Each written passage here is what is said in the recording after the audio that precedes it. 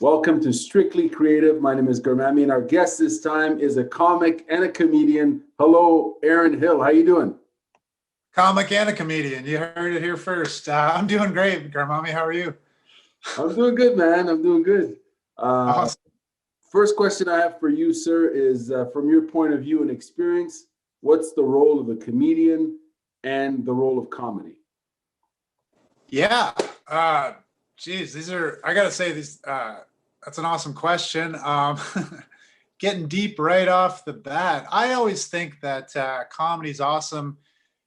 I like it because it exposes you to different perspectives, right? I really think there's a lot that can be funny about having a perspective that you haven't heard before or that you've never sort of seen the world through someone else's eyes, and there's always a lot of humor there, right? It always brings up a lot of the assumptions that we have and a lot of things we take for granted. So yeah, man, I think a huge role is just sort of sharing different perspectives, as well as just obviously just providing some levity to this crazy bananas on fire world that we're living in. And in a personal sense too, I always feel that when I can laugh at the world or my circumstances or myself, that it kind of creates some agency, right? Yeah, I don't feel as trapped. I don't feel as bogged down by my problems. If you can laugh, you have a little bit of freedom, right? So Interesting. Now, as far as and I agree. I think laughter and just laughing at a situation is certainly, I think most people would agree, is the healthy thing to do. Why do people attend comedy shows or consume content that's comedic, be it jokes, shows, novels, and so on? I think you've kind of answered it previously, but why is it you think people, I guess in this day and age, virtually attend a comedy show, but yeah. previous to COVID, why did people show up and consume comedy? Well, the live experience is really something. I know probably when you ask 10 comedians, they'll all try to push you to get out and see a live show, but there's a reason. There's a reason for that. They're not just trying to sell tickets. There really is something special that happens in a live show. There's an atmosphere and a feeling that you can't recreate on an album or on a video. Even when you watch like specials on Netflix and stuff, by the time it hits that level, it's been so edited. A lot of the times, they're doing jokes two, three, four times. They're doing multiple takes of them to get just the right cadence, or maybe they flubbed a word here or there. But live, you just get the whole package, right? You get mistakes and all. You might get like some spontaneous unexpected reactions from the crowd. Maybe a waitress drops a plate of dishes and they got to respond to that in real time. So, you know, comedy is always great to consume, but I really got to just go ahead and push the live experience, and that's tough nowadays. Obviously, we understand that with COVID. Our clubs here in Ottawa, Absolute and Yuck Yucks, are doing an awesome job just following protocol and really sanitizing everything, going above and beyond. But I understand there's going to be reservations for sure. It's a kooky time. The numbers are going up, but when you can, folks, get out to a live show because it's really something special. And when you see something live, there's always going to be some kind of unique aspect to it that'll make it special. It's not just like a track that you play on your iPod, right? It's a unique experience that you won't forget. So, yeah. What's the community like in Ottawa as far as comedy, and what's the last 14 months been like for comedians? The community is awesome.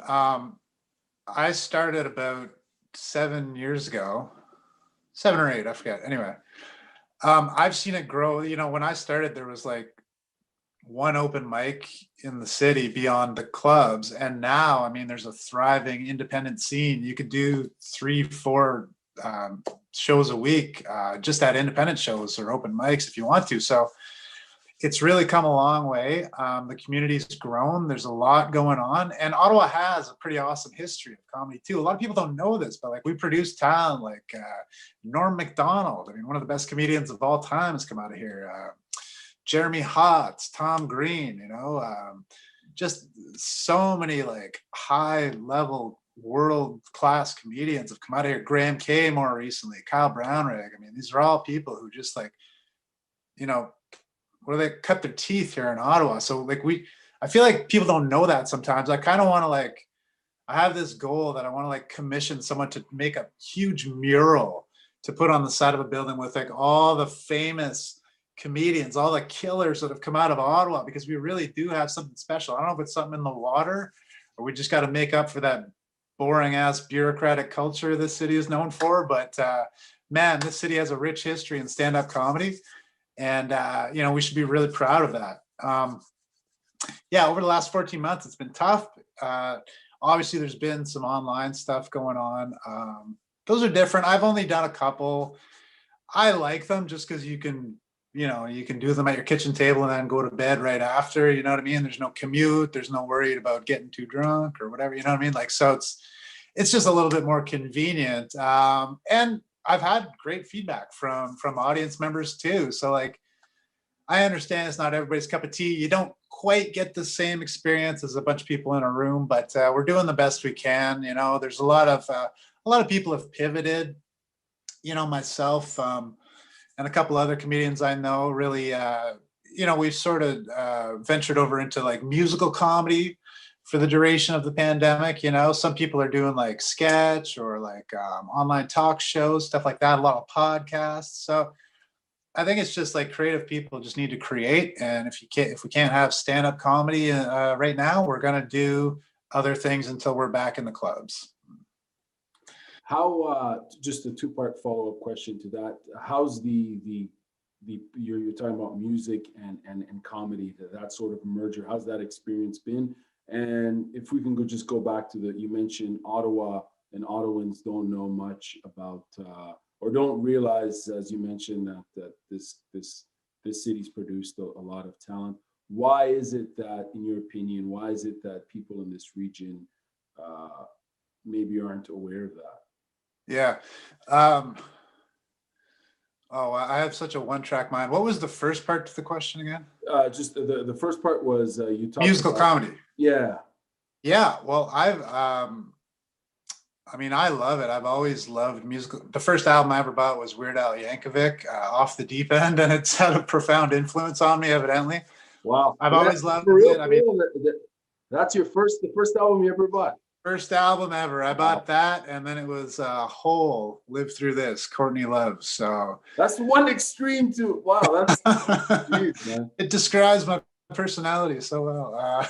No, yeah. So I mean, I've always loved musical comedy, and you know, especially in you know, Tenacious D is just one of my favorite bands of all time, and I aspire to be as funny as they are. And I love trying. So I've actually been able to release some songs during the pandemic, which is so cool, because in a weird way it was so hard to go without stand-up, but in another way it's like, wow, now I have all this time, I can pursue this thing that I've kind of always wanted to do and never really got the ball rolling on. So I mean, I love it. I think it's something I'm going to continue even when we do have stand-up back. And of course, you know, it's kind of, there is some crossover too. Like Howard, the manager of Yuck Yucks here, actually gave my brother and I our own musical comedy show at Yuck Yucks. So I mean, we have this sort of stage now where we can perform these live, you know, when stages are kind of back up and running. So yeah, it's actually really exciting to see where those go. Like, we've had a few shows here in Ottawa, and not just our show, but just other musical comedy shows. They've always had such a great response, and there's so much talent here, so much musical comedy talent. It's always just the roof gets blown off the place. Everybody just has such a great time. And again, that's something that I feel like hasn't really been realized fully in this city, but man, we're going to try, because there's a ton of talent and there's a ton of demand for it. So I don't know, man, watch out for a musical comedy show coming your way soon. Yeah. Second part of the question. I think we overlook the fact that a lot of great comedy comes out of Ottawa, because unfortunately it doesn't always stay in Ottawa. Mm. You know, it's kind of part of a bigger picture where Canada just doesn't have the star system that America has. And it's also more geographically spread out. So it's tougher to kind of make a living on the road touring, you know, whereas in America, you know, there's so many cities in a short geographical area that you can really, you know, pay your bills touring, doing comedy, which is pretty awesome. It's a tough, it's kind of possible in Canada, but it's a lot tougher. So a lot of comedians just end up either going to America when they get good enough, or just going to like a larger market like a Toronto, maybe a Vancouver, which kind of puts them on that Los Angeles circuit, the West Coast circuit. So New York City, right? Yeah, unfortunately, Ottawa produces a lot of talent. It doesn't always hold a lot of talent. So it's kind of unfortunate. I'd like to change that. I'd like to kind of, that's kind of what I was talking about. Like I do want to raise awareness about how talented people are here, so that maybe we could just build something that's sustainable in itself. Maybe we can start to support people, and then we wouldn't have that you know, the flight out of here when you reach a certain talent level, right? But you know, it's obviously a long road to that. But Yeah, and it's interesting too, because what you're speaking about, I think, also applies to other forms of you know, creative expression. You know, from possibly music and even acting, stage acting, and a slew of other sort of artistic milieus and expressions. But I want to go back to what you mentioned before. You said you've been doing comedy for 7 years now. What got you into comedy? Well, what's the yeah, story man. behind that? Yeah, I always loved it. You know, really since I mean, high school, I really started to really love comedy in a big way. Uh, Chris Rock, "Bring the Pain" was an album that was played many times in my circle of friends, and we were always quoting the jokes and stuff like that. And it really had a big impact on me. I didn't really realize at the time, but it really kind of informed a lot of the ways I started to think about the world and stuff. And I'd always kind of identified with comedians when I'd see them on television and stuff, and just the way, you know, they always just bring a unique angle to the table. Like they just look at things from a different view, and I'd always kind of just like felt like I could identify with that. But you know, I grew up in Northern Ontario. There weren't any comedy clubs and stuff like that. And then when I eventually moved out, I just didn't even like realize that it was a thing that I could just go do. Like it kind of happened by happenstance that someone we knew in our hometown worked at the Yuck Yucks bar, and we were just going out one night for beers, and we stopped in to pick him up, and we caught the end of somebody's set, and I remember just walking in there like, oh shit, like this is real, man. Like this is awesome. There's just a live human. It's not a television. It's a live human just entertaining, you know, 200 people with just words. Like this is wild. Anyway, long story short, I never really got around to it until I got a head injury. And basically I suffered a concussion on the job. Was subsequently out of the workforce for about a year, a little more than a year, and it was pretty debilitating. I couldn't really like exercise too hard. Reading was really problematic for me. You know, I couldn't like watch a lot of you know, bright screens or listen to a lot of sound, and I just thought, hell, man, like there's nothing else I could do. Like I'm just gonna give this a shot. You know what I mean? I'm gonna just like listen to as much stand up I can on the internet and just like study it, try to figure it out. I'm gonna come up with a set, and I'm just gonna go for it. And I did, and I had performed on Yuck Yuck's New Talent Showcase. And at that time, like I was still so concussed that like the spotlight was just, it was just blinding. The sound was overwhelming. I was like completely out of my element, but I had my 6 minutes so well memorized. I just went up there and just kind of like hit all the points, and it went well enough that I was like, yeah, I'm doing this, you know. And then I got the hell out because the noise was bothering me, and yeah, man, I've been at it ever since. If we could just go back to what you said, the first time you went to a comedy show, you went to pick up a friend who was working there. When you walked into that space, what what was the room like? Well, what sort of energy did you feel in that space? Yeah, well, I mean, the performer had attention of the audience for sure. It was kind of like his last 10 minutes of his set, and he was the headliner. So, I mean, this is arguably the best performer of the night, doing arguably his best jokes of the night. So, I mean, it was really like they were kind of hanging on his every word. And I remember him just talking about stuff like just trying to talk to girls in university, and it just being like so boring, and he's just like trying to stay awake. He's like, oh, your major was in psychology. Oh, yeah. And I just like remember identifying just so hard. And I'm just like, man, this is like, I need to come back. I need to see more of this. I need to one day do this. Right. So, yeah. And when you did that, when you eventually went on stage for your 6 minutes, prior to going up on stage, what were some of the thoughts that were running through your mind, or the emotions as well? Yeah.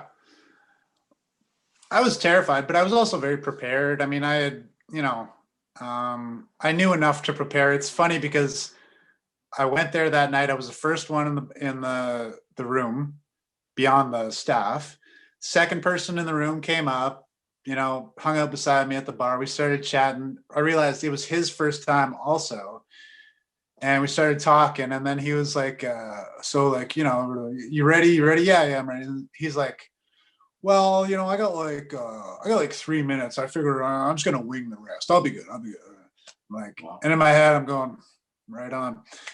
So turns out he went up right before me, and he went up and kind of got some spatters of laughter, and then he hit like the 2.5 minute mark, and he's like, well, see you later. And I was just like, oh my God, exactly. This is exactly why I prepared. So I ended up going on, 4 minutes sooner than I was supposed to. But yeah, it worked out well for me, not so much for him. But yeah, I mean, it's scary, man. It's scary. But I had kind of gone and like done some like recon mission. I'd gone to a few open mics just to sort of, it's funny because you go to open mics and it's like, it's kind of mean, but it's kind of true. You listen to who's up on stage and you're like, I'm funnier than that guy, or that guy sucks, or this guy is a hack, or whatever it is, but that's kind of what it takes to get the confidence sometimes to get up there yourself. And then you get up there and you realize like, oh, well, it's really not easy, and it's easy to criticize and all that. But, that's just how it starts. And then, yeah. If you could go back and watch, did you record that your first ever performance, like audio or video? Not the first one, because I don't know if I could have done. I think that would have put my nerves over the edge. I was just like, it's just enough for me to get in there and do it, and then I'll worry about all that recording stuff later. Yeah. Because you've been doing this for 7 years, the reason why I'm going to ask is over the last 7 years, I'm sure your approach and your style of comedy has evolved and refined yourself. Would you agree? Oh, 100%. Yeah.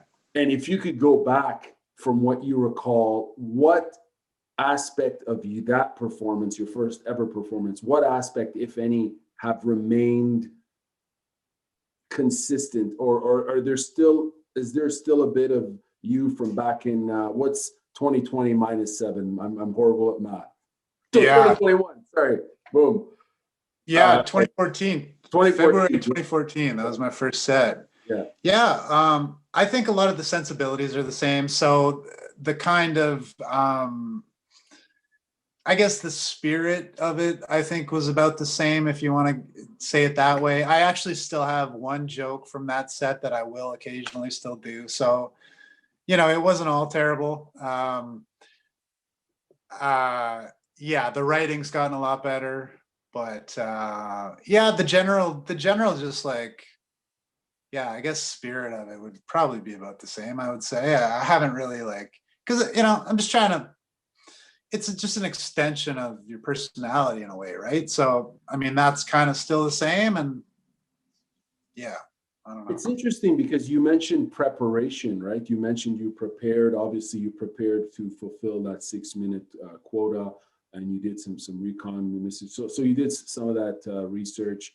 and to understand the process and just to get the vibe. How important is preparation for you even today? Yeah, to me, it's maybe the most important thing. And I don't think everybody has to be that way. I think some comedians thrive. They can go up on stage with just a very loose idea and kind of work it out as they talk.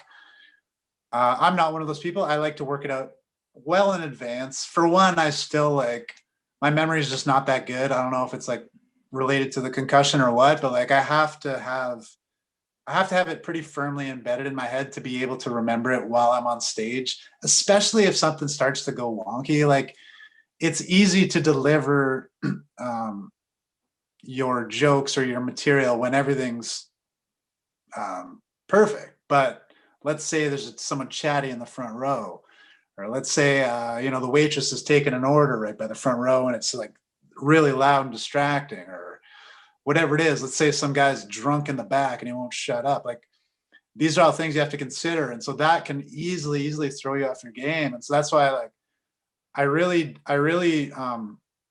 even if I'm just going to an open mic and just throwing around some ideas, I like to be really well prepared, because the other thing is that in Ottawa, it's not New York, it's not Toronto.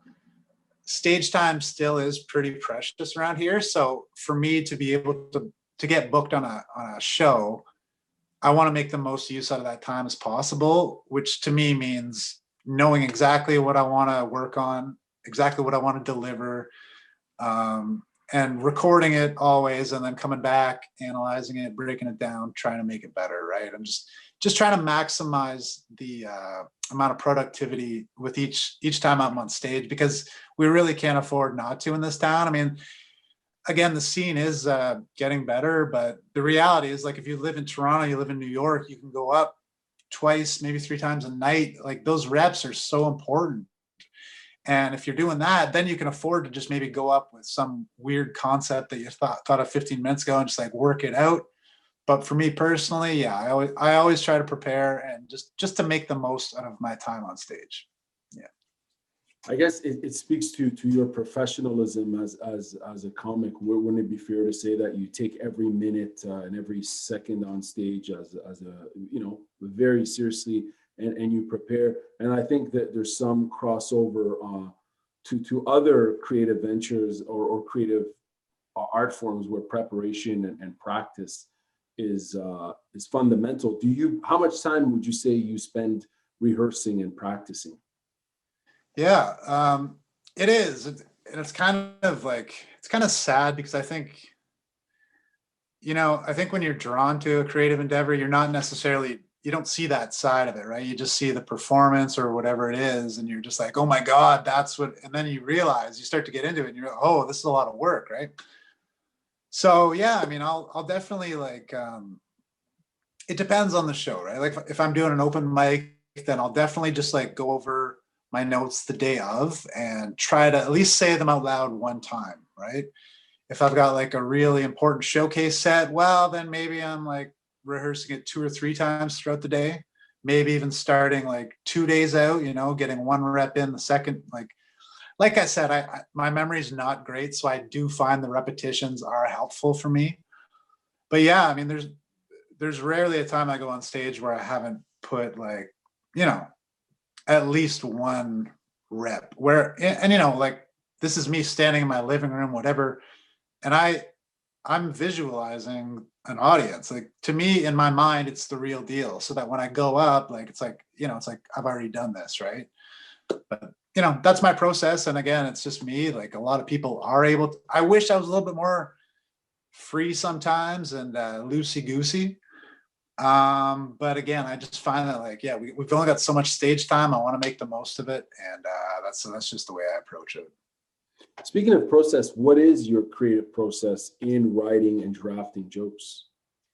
Yeah, well, I try to write about 5 times a week, maybe six, even if it's just for like 10 minutes. I'll literally set a timer for 10 minutes and just go over any like unfinished ideas I've had. I'll try to really flesh them out. If I'm totally drawing blanks, there's a couple exercises I do. Sometimes I'll just look at like a random noun generator online, right? Just get random words and just try to come up with topics based on that.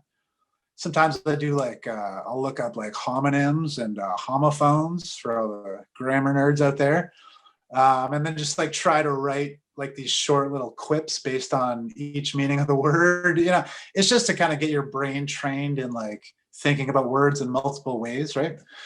So there's different things. I just try to do something for 10 minutes, 5, 6 times a week. And then of course, usually what happens is I'll get on a roll and then I'll just continue for, however long it may take me just till I finish the thought, right? So but it's just good to stay in the habit, I find.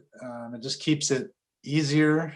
And just like performing, like when you're doing it constantly, it's just those synapses get firing and you can just kind of stay hot.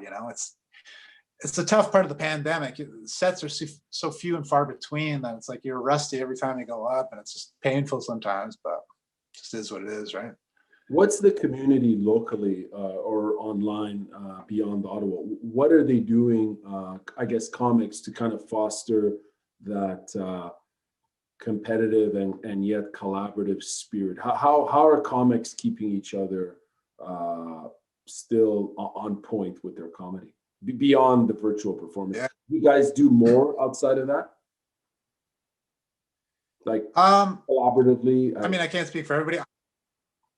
I'm involved in I do a weekly workshop. So like Tuesday nights, I had it tonight, and we'll just do, an hour and a half. Everyone will just bring ideas to the table and we'll all just give each other feedback or any ideas that come to mind, stuff like that. So, that helps. That helps just keep you in comedy mode.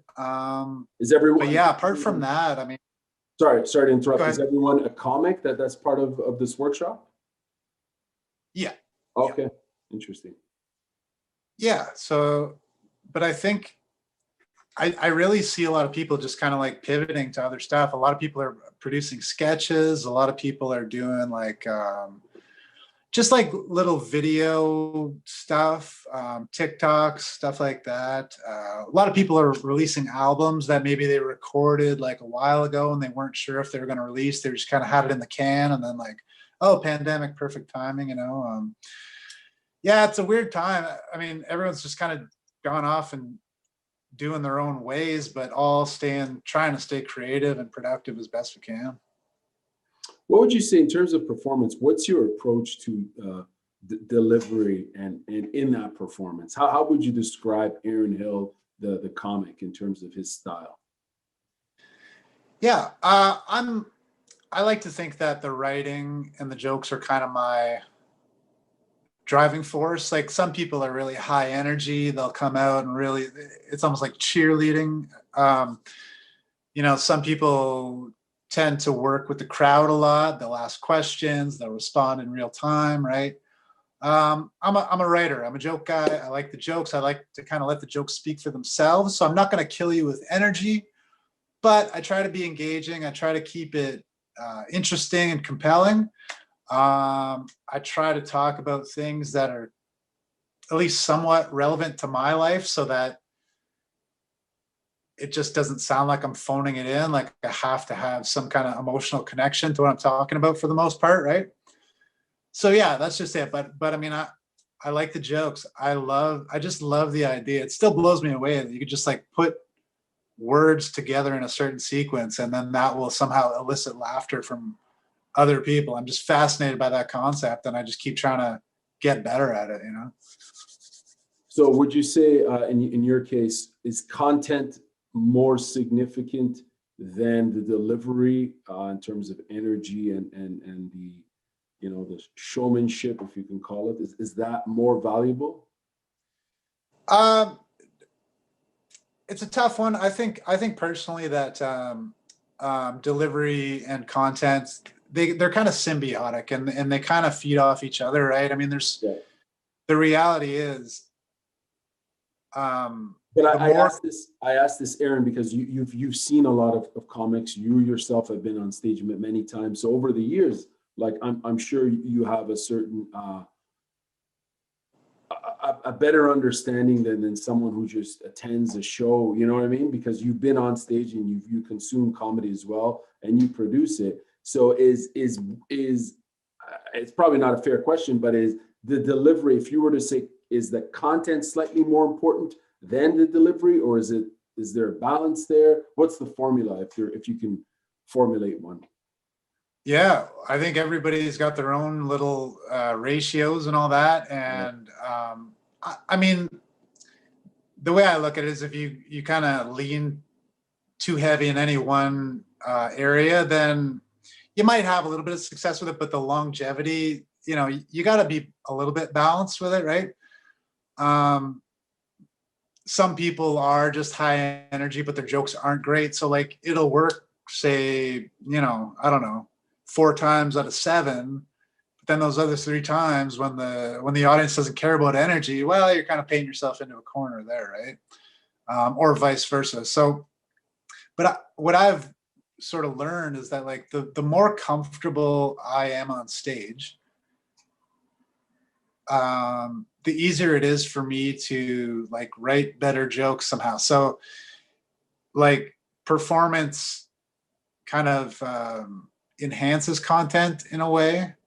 Like if you're really nervous on stage and you're like newer in your first year or two, those nerves, like they play a real factor, and they're going to influence the way you speak, the way you deliver, but also the way you write and what you're comfortable just talking about, right? Like yeah. So anyway, for me personally, I've been able to go sort of deeper in my content as my performance has gotten more comfortable, which only comes with reps. So I really do think they're kind of symbiotic in that sense, right? And then of course, when your content is good and it's working, you can feel a lot more freer to perform it any way you want, right? You have a little bit more leeway there. So again, I think just one kind of plays off the other, and vice versa. So you've been putting in a lot of reps. You spend time practicing and writing at home. At least I think you mentioned 5 days a week or something to that effect. You've been doing this for 7 years. How has your as a comedian, how has your passion for comedy and as a performer, how has that changed how you consume comedy? Do you have a very critical eye or ear when you listen to, say, something on a streaming platform or even at a live show? Can you turn that critic off and just enjoy it for what it is, or is it always on? No, it's always on, and I think most people suck. I just can't turn it off. That's just how I Wow. think. Wow. It's true, man. It's true. I can't shut it off. I have to be like, that being said, I mean, it's not like we're seeing like New York City killers on a nightly basis, but I'm always critical of it. For me to like just enjoy and laugh out loud, it has to be someone like so far out of my level that like I can't see the tricks anymore. You know what I mean? Like, and it's not super common that happens anymore. I'm not saying whatever, but I'm just saying that like, yeah, for me to just sit down and enjoy comedy doesn't really happen that often. I can usually kind of get a sense of a person's style and sort of figure out what their formulas are and stuff like that. So, and I hate to sound super sadistic, but comics are kind of like that. I mean, we get a lot of enjoyment from watching people who aren't good also. So like it's fun to, especially when they're your friends and they're not doing well. It can be really enjoyable as a comic because you know what it feels like. You've been there. You've been bombing in front of a lot of people. You know how painful it is. You know how much it sucks. So when your buddy's up there doing it, you know exactly what it's like, and you can't help but laugh in his face. Yeah. Fair enough. In terms of bombing, can you explain to us what that means? And I have a follow-up after that. Yeah. Well, I mean, the term does get thrown around a lot. I think personally it's when you just don't do anything good with your entire set. To me, that's a bomb. Like to me, even if you go do, say, 10 minutes and, 7 of it is like mediocre, but then the last 3 good, you didn't bomb. That's not a bomb. Bombing to me is when you just like, they're having none of it. And anything you do, like you could tell jokes that have worked 12 times out of 13. That's a weird ratio.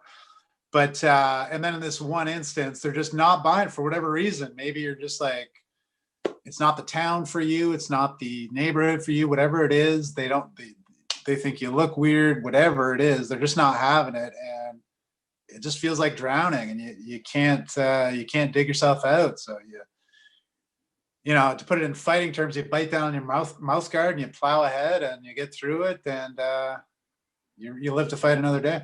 Have you ever seen, or you yourself experienced, a scenario on stage, or as someone who's watching a performer, a situation where the individual, let's say, was pretty much he or she was on their way to completely bombing, but found something to either dig themselves out of that hole or swim to shore? Like, have you ever seen that happen? And if so, are there particular tactics that people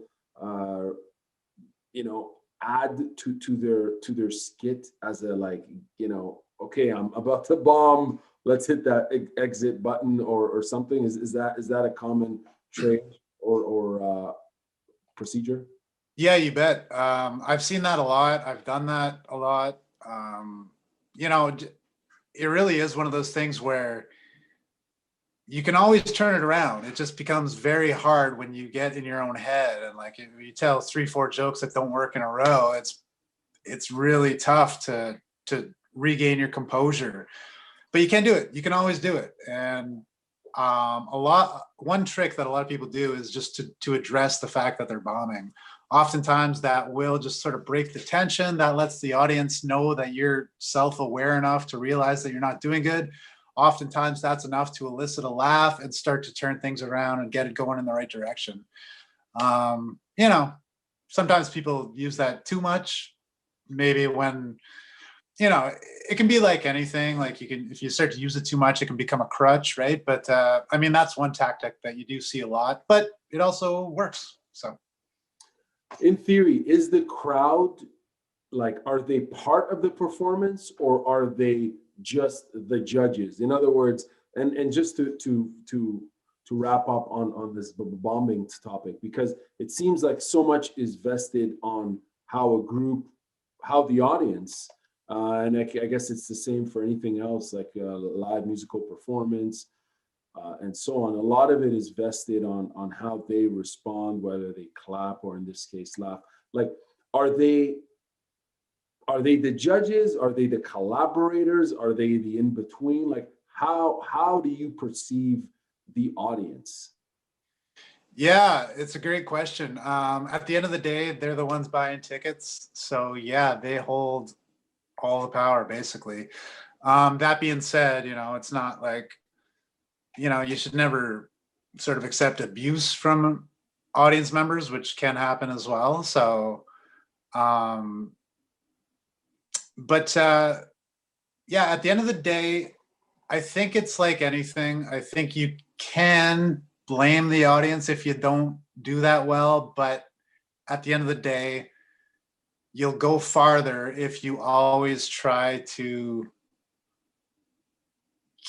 not cater to them, but like, you got to have, I have the mentality that the audience is always right, even when they're wrong, because that's going to take me further. Do you know what I mean? Like, sometimes audiences are just shitty. Like, there's nothing you do. Like, they just, whatever reason, sometimes they don't all come together at the beginning of a show as a cohesive unit. And so they don't work well throughout the show. It's just like different. It's very disparate. And, it can affect the entire dynamic of a whole show, right? It's really important to start things off strong, and that usually carries through. But sometimes audiences just don't come together, and in that sense, you don't want to let an audience like that. You don't want to write off your material because an audience like that didn't respond to it. But at the same time, you do want to be a professional and have the tools in your belt to be able to turn around in those situations, because it does happen fairly commonly. So yeah, it's just one of those things where the audience can be bad, but at the end of the day, you gotta act like they're always right, because at the end of the day, they're paying for tickets. They're the ones that make it all happen, you know. And if you've ever tried to do stand-up comedy to two people, four people, whatever, you understand like how important it is. So they really are part of a performance in a way. You know, laughter is contagious, right? I mean, if you have just four people, six people, it's not going to be the same show as if you have 50, as if you have 100 or 200. So yeah, I mean, audience does actually hold a lot of weight to a performance for sure. How open, from what you've seen, or in your case, yourself personally, how open are comics to feedback from audience members after a show? Is that even? It's awful. They should never give feedback. They can give feedback by not buying a ticket, but shut the hell up with your advice. You don't know anything. If you want to learn, go to an open mic. Yeah, they stink. I've had people that have never performed anything in their entire life say like, "Oh, well, this was pretty good, but you should shut up. Shut up. If you want to do comedy, go do it. Leave mine to me. I'm gonna go home and listen to it. I'm good." You know what I mean? That's interesting, because I've seen it seems like it's a very, the performance aspect is very real, as it is for any art form, but it's real in the sense where people know, it seems like the performer knows rather quickly whether or not people are buying the create, the comedic narrative that's being written, and it's obviously an extremely tough art form.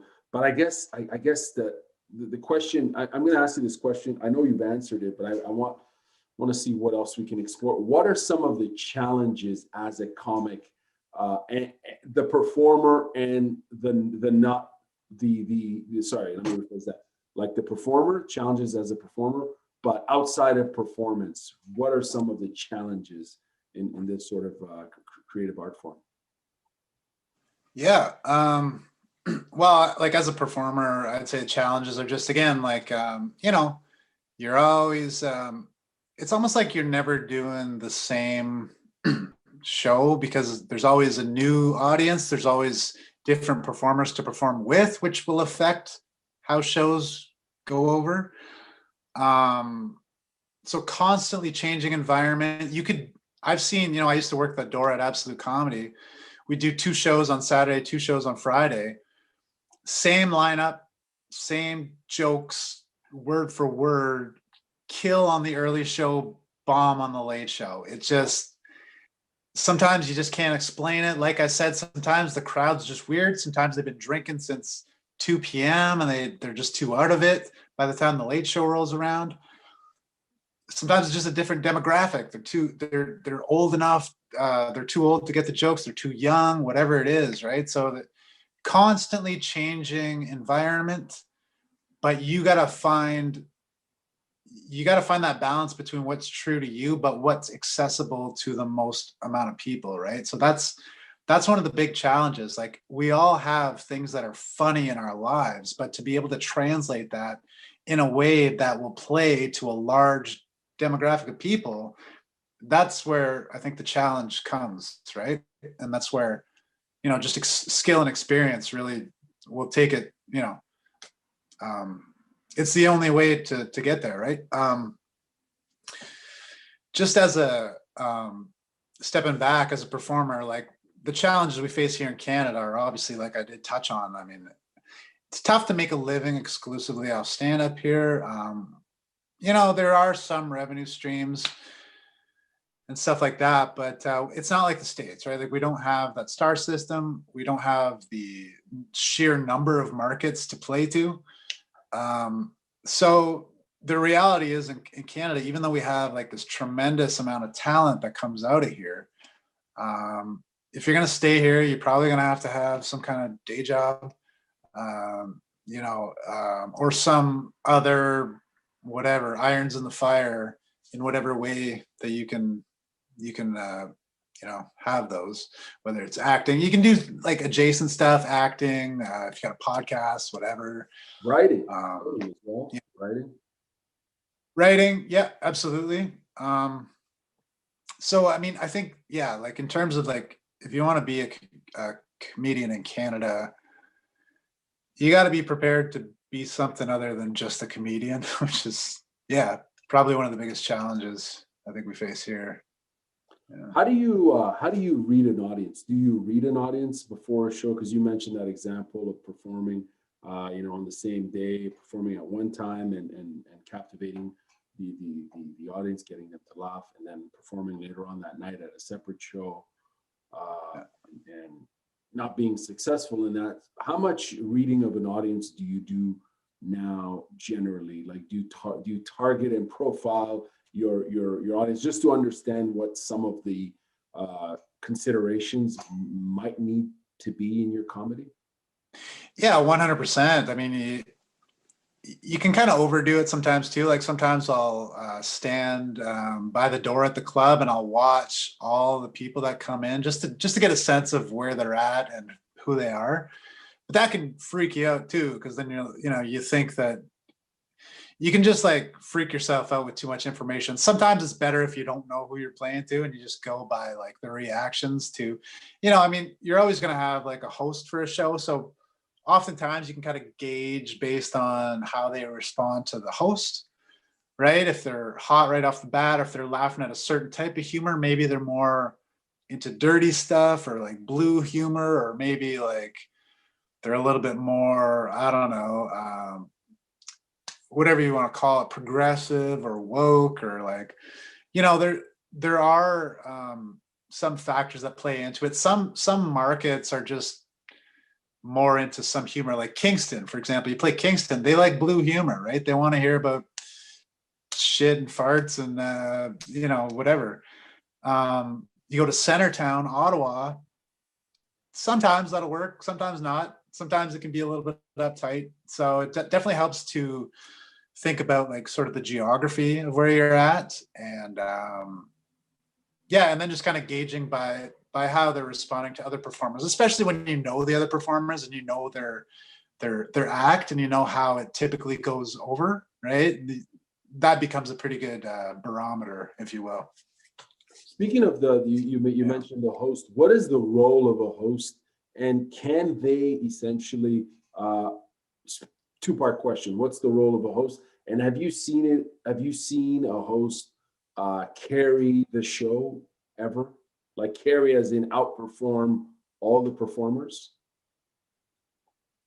Yes, absolutely. Role of a host, I think, is to get the audience working as a unit, right? That's really important. So part of that's just breaking the ice, maybe talking to a few people, and also just sort of getting them prepared to hear some jokes. So that means, hosting is a difficult, not necessarily difficult, but taken for granted job sometimes to do it well, right? You kind of are the backbone of the show, and suppose someone goes out and just destroys, it is kind of your responsibility to sort of reel it in a little bit before the next performer comes up. Otherwise they're going to get buried, right? Like, so it's about sort of controlling, I guess, the momentum of the show in a certain sense. You're kind of like, I've heard one comedian say you kind of got to be like a Jedi with it. You're kind of controlling energy in a certain sense, right? So there's a lot to hosting, and there's a lot to doing it well. I've absolutely seen hosts carry the show and bury headliners like in a club setting, and it's been like, I'm surprised people didn't walk out.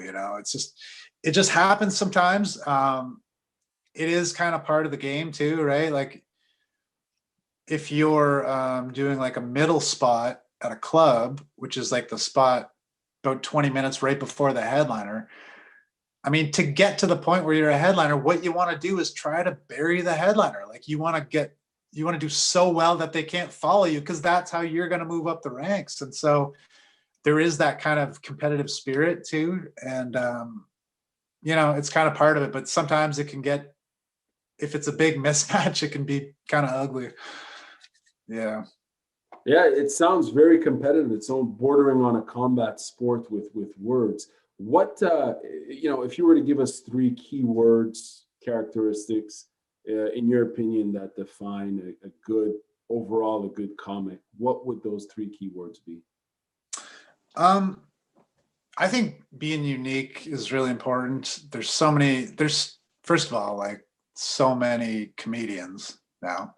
And especially with like online content, a lot of the, like for example, Donald Trump or COVID, like we've all heard the jokes. It's There's 8 million people out there writing jokes about COVID or Trump when he was in office. And it's just like,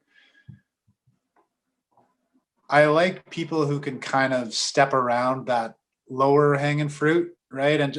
Or just find a super original take on it, right? So I think really being unique and original is such an important part of it. I think it goes so much further than even performance or energy. I just think like really having a unique voice is like one of the most important things. Um, Presence goes a long way, right? Like, and whatever that means to you as a performer, it could just be like commanding a room full of people. It could be maybe you have a really diverse range of skills, so you'll incorporate like singing into your act, or you'll incorporate like impressions or voices or act outs.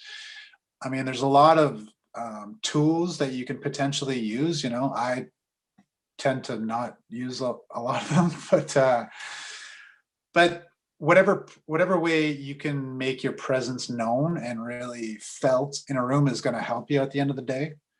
And that's two, and I can't really think of a third one, but I think those two, if you have, you're good to go.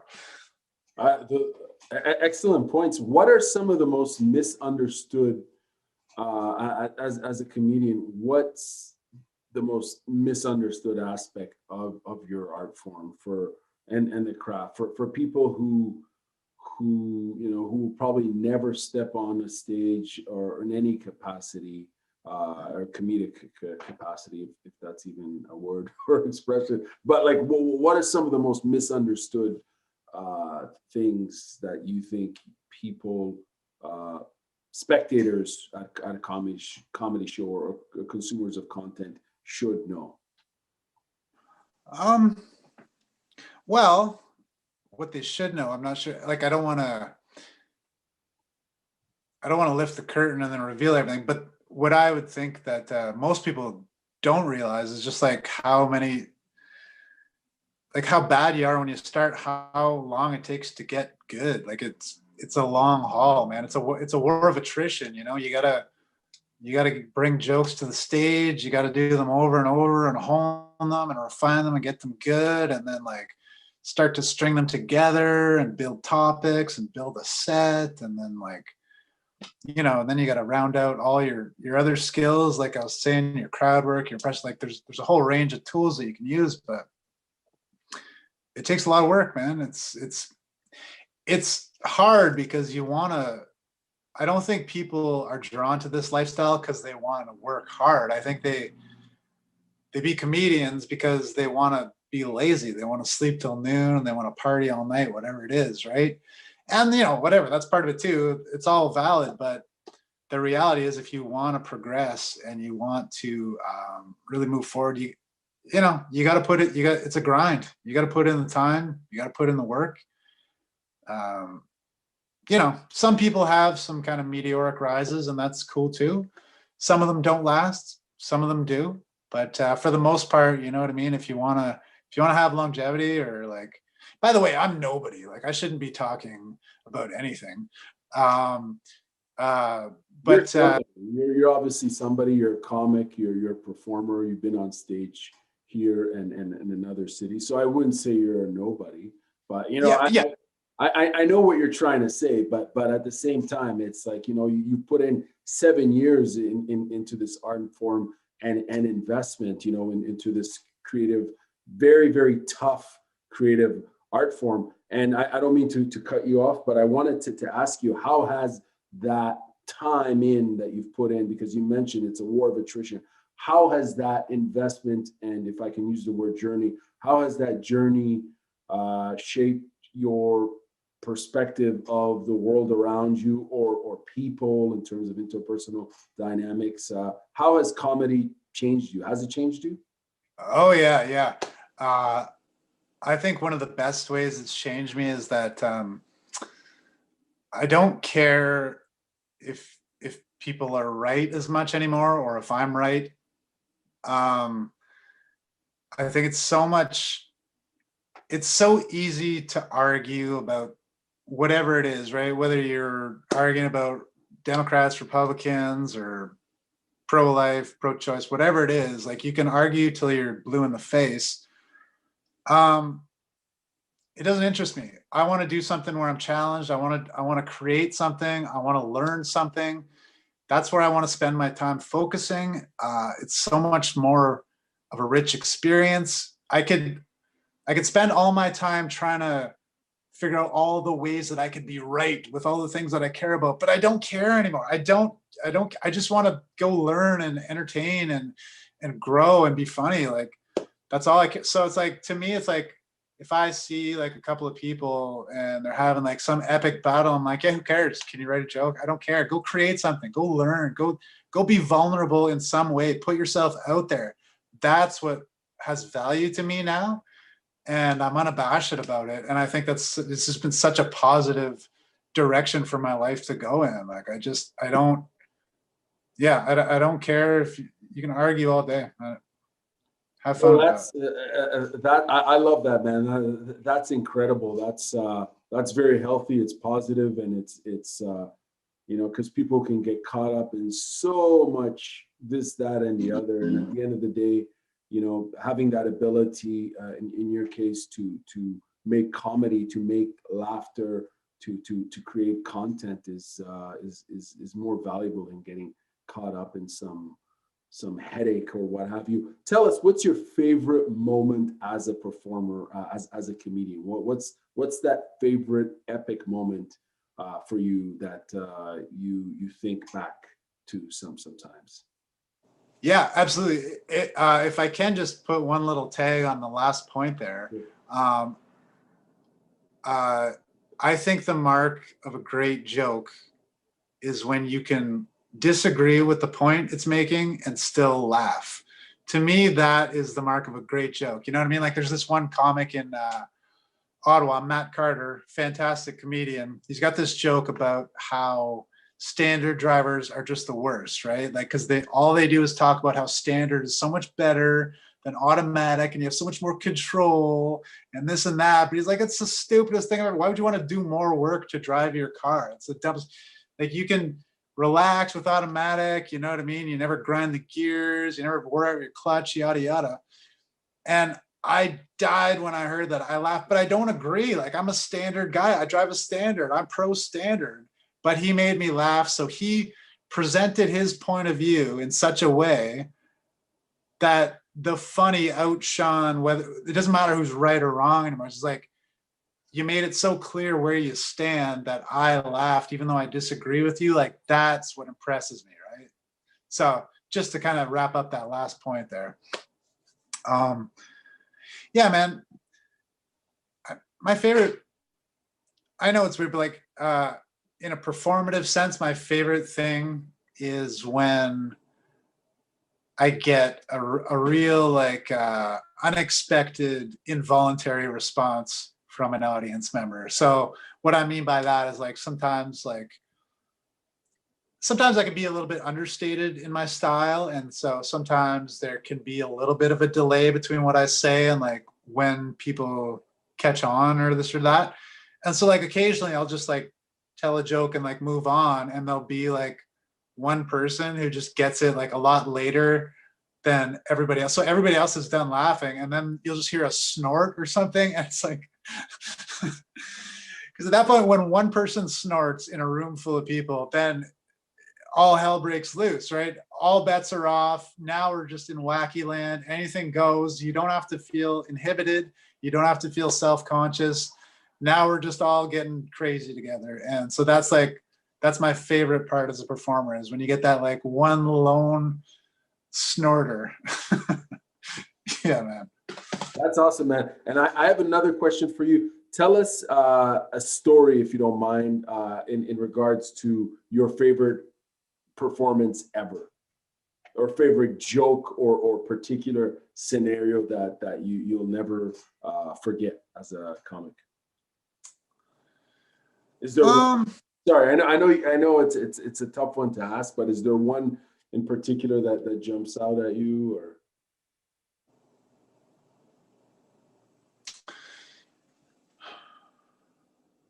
You know, not really. I'll tell you a weird story just because like it's kind of embarrassing, but my mom came to see me at a show one time, and she laughs really loud. And I know that sounds like whatever, but like, I mean, like she's gotten like kicked out of restaurants. Like she's Wow.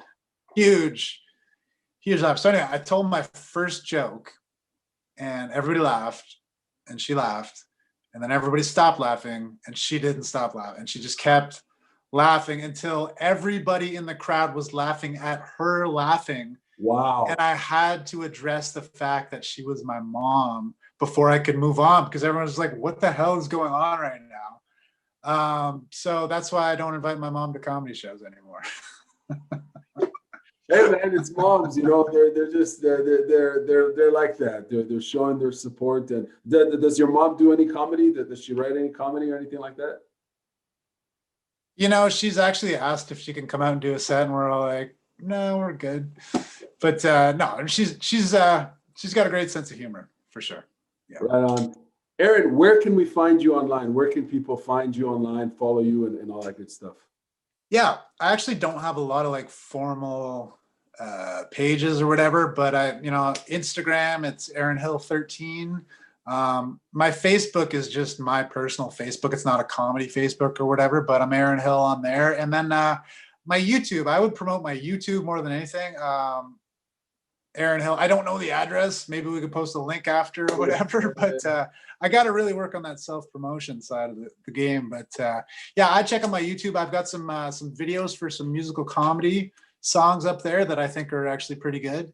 And I've got a few little web series, these kind of things. So I'd say check out my YouTube for sure. But my Bandcamp too. You can get my album, my 2-song album called Are You Ready to Rock, Paper, Scissors? So yeah, maybe we can just post a bunch of links after. Yeah. Sounds good, man. Thank you very much for your time. And hopefully once this, pandemic, whatever is over, I can come see you at a live show. That'd be wonderful, man. Thank you so much for having me, Garmamie. This was awesome. And yeah, hope to see y'all in a comedy club real soon.